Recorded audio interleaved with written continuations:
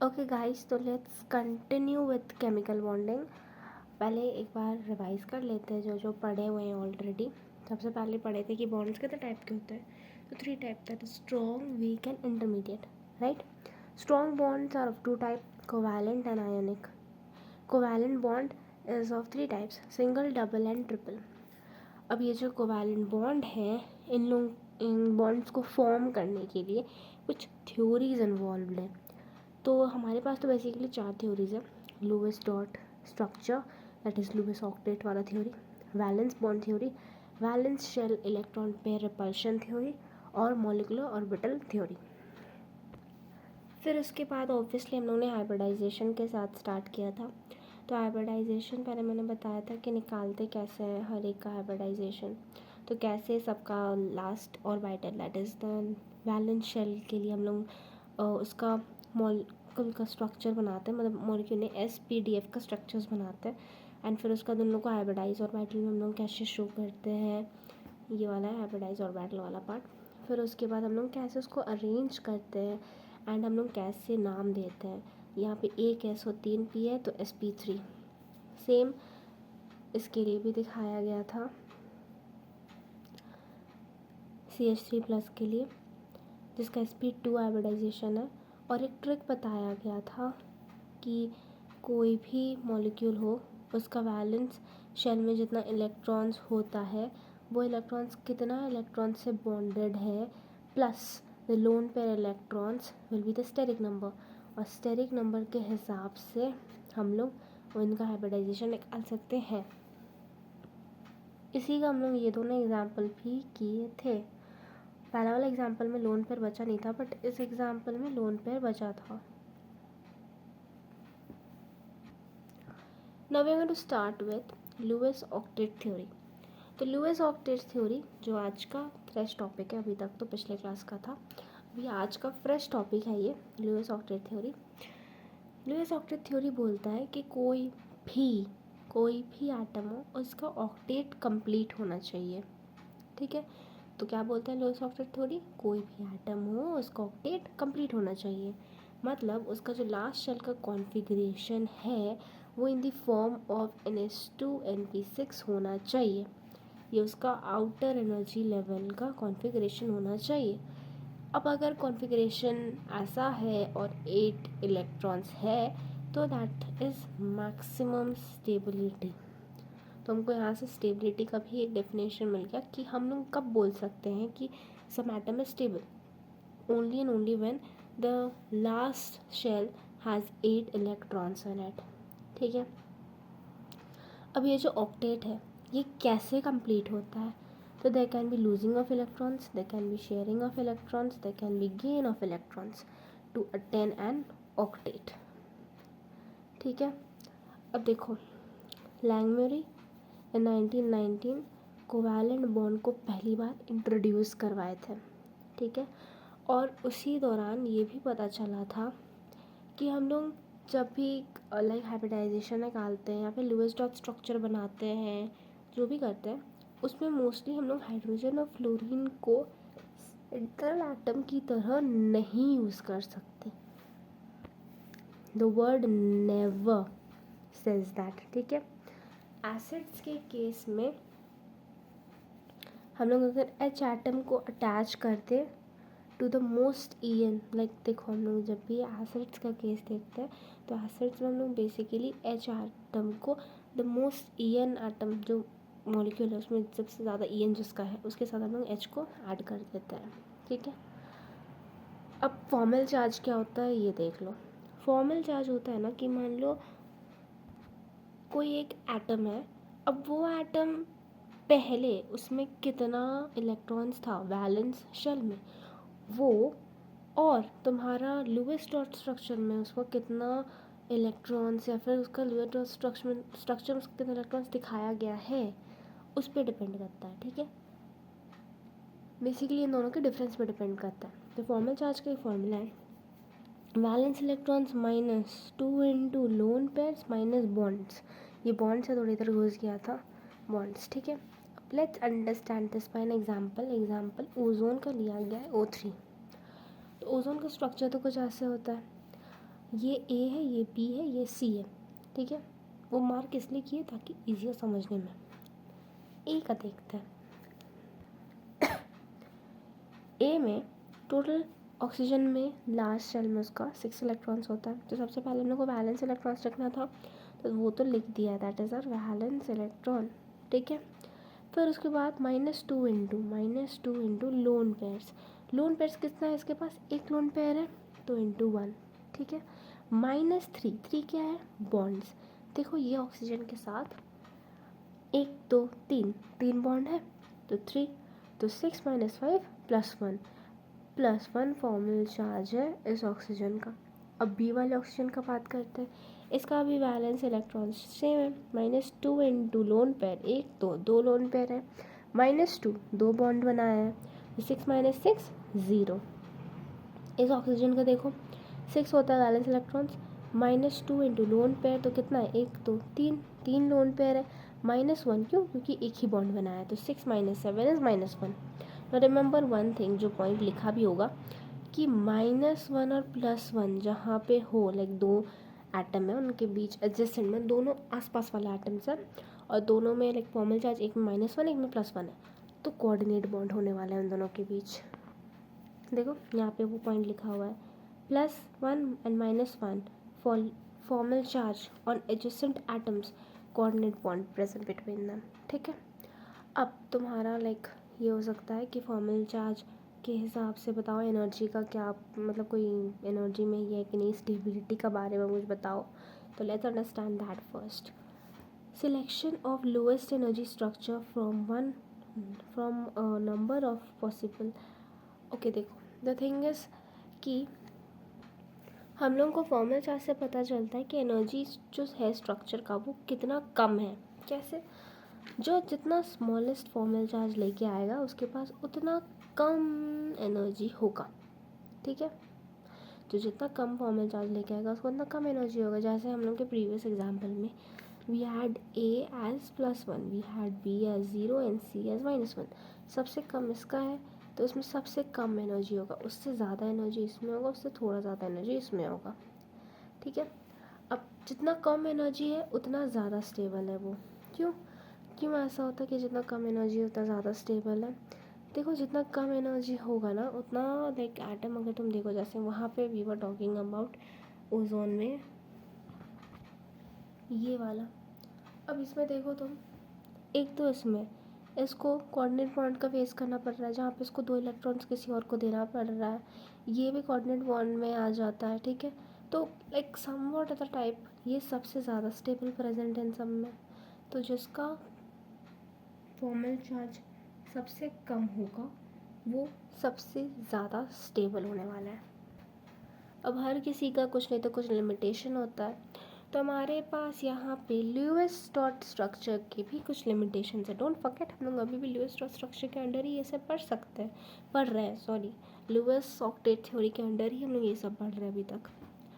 Incomplete octet of central atom less than 8 electrons. बीच वाला एटम यहाँ पे जैसे सेंट्रल एटम Li है, यहाँ पे सेंट्रल एटम बोरॉन है, वो ऐसे देख के पता चल जाएगा कि सेंट्रल एटम कौन है। तो सेंट्रल एटम देखो, इन लोग इसके पास ड्यूप्लेट फॉर्म हो रहा है।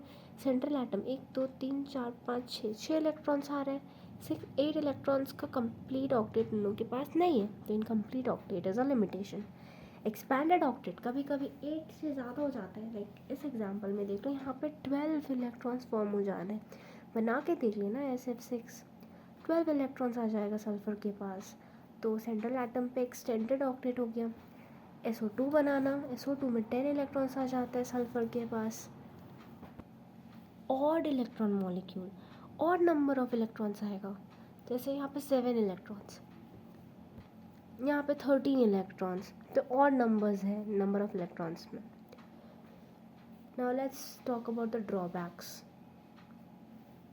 ड्रॉबैक में सबसे पहला आता है कि कुछ कुछ इनर्ट गैस भी होते हैं जो उनका ऑक्टेट कंप्लीट होने के बाद भी वो लोग ऑक्सीजन और फ्लोरीन के साथ कंपाउंड बना लेता है। फॉर एग्जांपल एक्सी ऑक्सीजन और फ्लोरीन के साथ उसका ऑक्टेट कंप्लीट होने के बाद भी कंपाउंड बनाता है, ठीक है। In this theory does not count the shape. देखो हम लोग लुईस ऑक्टेट थ्योरी में हम लोग लुईस डॉट स्ट्रक्चर देखते हैं. We see how many electrons are there in the last shell. हम लोग उसका शेप तो नहीं देखते. तो शेप ऑफ मॉलिक्यूल्स ये थ्योरी में नहीं है. ये theory relative stability of molecules को भी एक्सप्लेन नहीं करता है और एनर्जी ऑफ अ मॉलिक्यूल को भी एक्सप्लेन नहीं करता है. ठीक है. अब देखो, now we are going to start with resonance. Although इस चैप्टर के लिए दैट इज केमिकल बॉन्डिंग के लिए रेजोनेंस का ज़रूरत सिर्फ इतना है, but for the upcoming chapter that is organic chemistry resonance का थोड़ा और ज़रूरत पड़ेगा. So we'll also talk about that. ठीक है. Resonance delocalization of pi electrons. अब डीलोकलाइजेशन क्या होता है? मतलब इलेक्ट्रॉन्स दो एटम्स से ज़्यादा में शेयर हो गए हैं. और लोकलाइज का मतलब इलेक्ट्रॉन्स दो एटम्स में ही शेयर है. ठीक है. फ्लो ऑफ इलेक्ट्रॉन का बात करते हैं. हम लोग एरो ऐसे शो करते हैं. ये देखा जाएगा अभी पीछे क्वेश्चन है तो पता चल जाएगा कि एरो कहाँ शो करते हैं ऐसे. बट एरो का जो हेड है वो नेगेटिव शो करता है और जो टेल है वो पॉजिटिव. मतलब अगर मान लो मेरे पास ऐसा एक डायग्राम है, ये एक पेंटागन है मान लो, मैं एरो ऐसे दिखा रही हूँ तो यहाँ पे नेगेटिव साइन आ जाएगा, यहाँ पे पॉजिटिव साइन आ जाएगा. ठीक है. इतना समझ आ रहा है. रेजोनेंस डायरेक्टली प्रोपोर्शनल होता है स्टेबिलिटी के. This is a very important point about resonance and stability, the relation. This is a very important point. इसका एक कंप्लीट क्वेश्चंस का सेट आता है कि draw the resonating structures and arrange them according to the stability. तो ये है हमारा रेजोनेंस. देख के डरो मत. सबसे पहले let's talk about the conjugated system.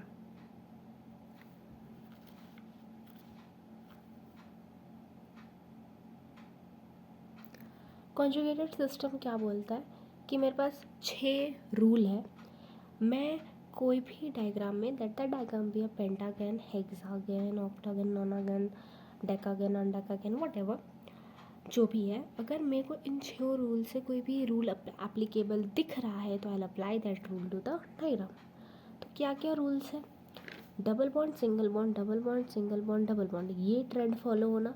या फिर double bond single plus, double single minus, double single radical, double single lone pair, double single vacant orbital. So these are the 6 rules that are to be followed. And ये रूल कहीं भी अगर follow हो रहा है दैट सिंपली मीन्स कि वहाँ पे रेजोनेंस प्रेजेंट है. Now we will see how and what I am trying to say. अब भाई तुम तो बस और सिर्फ इस पेंटागन को देखो जिसके ऊपर एक पॉजिटिव चार्ज तुम्हें दिख रहा है. ठीक है. अब मेरे को एक बात बताओ, तुमको इसके ऊपर एक पॉजिटिव चार्ज दिख रहा है. तुमको याद है कि हेड क्या कैरी करता है, टेल क्या कैरी करता है.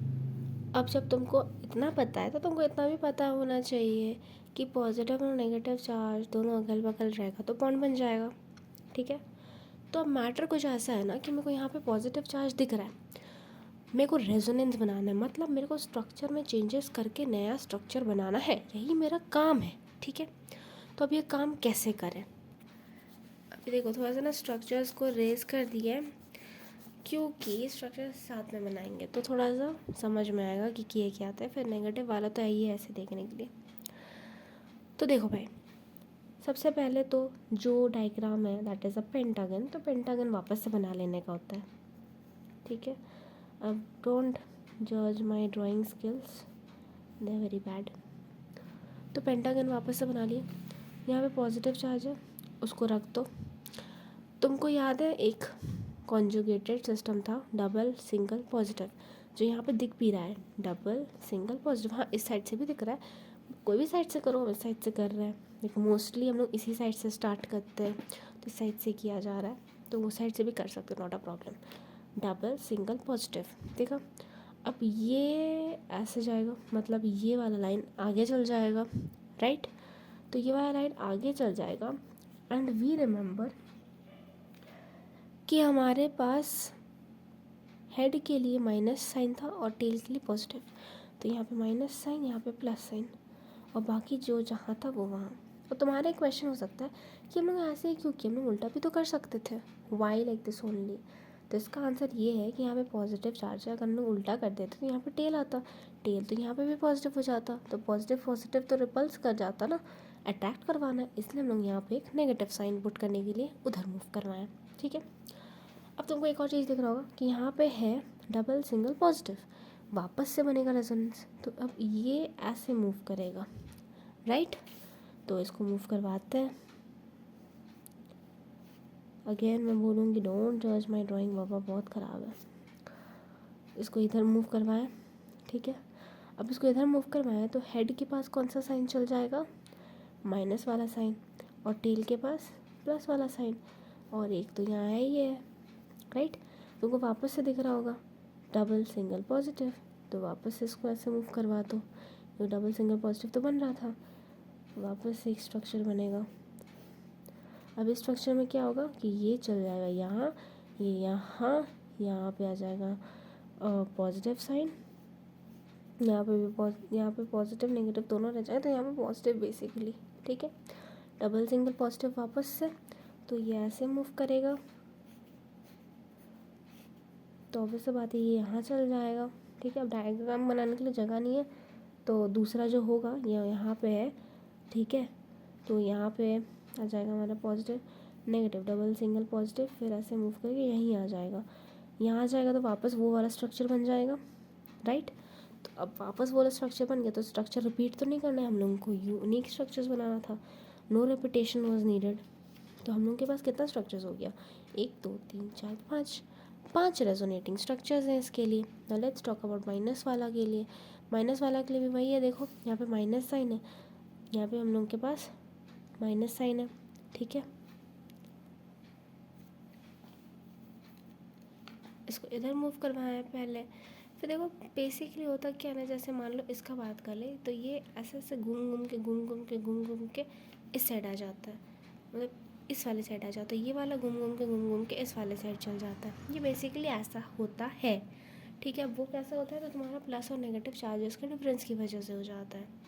तो now I will show you some of them like that, तुम ऐसे देख लो, एंड देन उसके बाद इफ़ यू फील लाइक, तो जो ऊपर में ब्लू में पेन से लिखा हुआ है वो क्वेश्चन है, वो लिख के एंड बाकी रेजोनेटिंग स्ट्रक्चर्स खुद बनाने का कोशिश करो।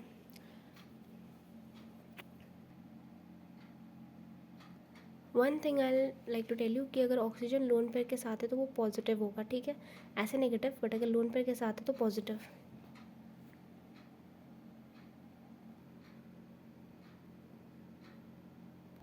Now let's see bond order. Bond order is the number of chemical bonds between a pair of atom. ठीक है, तो सबसे पहले तो हम लोग SO4 2- लिए हैं, तो SO4 2- में हम लोग स्ट्रक्चर तो देख लो कैसा है, सबसे पहला बात।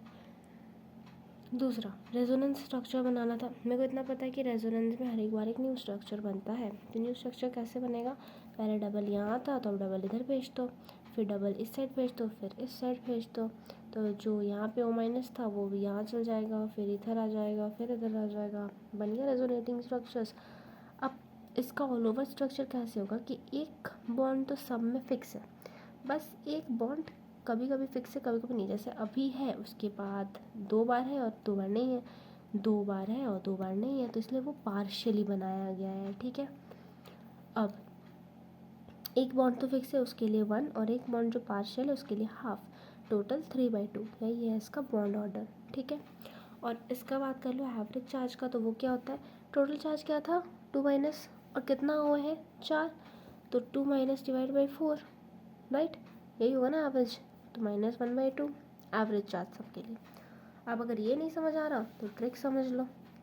ट्रिक बोलता है कि number of bonds by number of places of bond, मतलब PO43- का था, तुमको इसके लिए रेजोनेंस बनाने की कोई ज़रूरत नहीं है, ठीक है। तुम सिंपल सा स्ट्रक्चर बनाओ, उसमें देखो नंबर ऑफ बॉन्ड्स कितना है, तो 5 बॉन्ड है, देखो 1 2 3 4 5 बॉन्ड है, और number of places of bond 4 है, 1 2 3 4 जगह है बॉन्ड, तो 4, तो बॉन्ड ऑर्डर हो जाएगा 5/4, और एवरेज चार्ज -3 है, और कितना हुआ है 1 2 3 4 है, तो -3/4 एवरेज चार्ज। ये ट्रिक की हेल्प से। अब नाउ वी नो कि हमारा ल्यूइस ऑक्टेट थ्योरी कंप्लीट हो गया है, तो नेक्स्ट जो हम लोगों का वीडियो होगा उसमें I try to put these two together because ये दोनों थोड़ा सा छोटा छोटा टॉपिक्स हैं, साथ में कर सकते हैं। ये टॉपिक थोड़ा सा लंबा और बड़ा है, तो ये टॉपिक के लिए भी need another video. Hybridization I hope so समझ में आया होगा, because we need hybridization now forward. आगे जाके हम हाइब्रिडाइजेशन का ज़रूरत पड़ने वाला है अच्छे से। तो जितना हाइब्रिडाइजेशन बताया था निकालते कैसे, उतना तो समझ आ ही गया होगा, आई होप सो। ठीक है, उसके बाद we will see shapes, geometries and many things are there. तो नाउ अभी तक यहाँ तक के लिए रहने देते हैं, नेक्स्ट वीडियो में आगे करेंगे। ओके।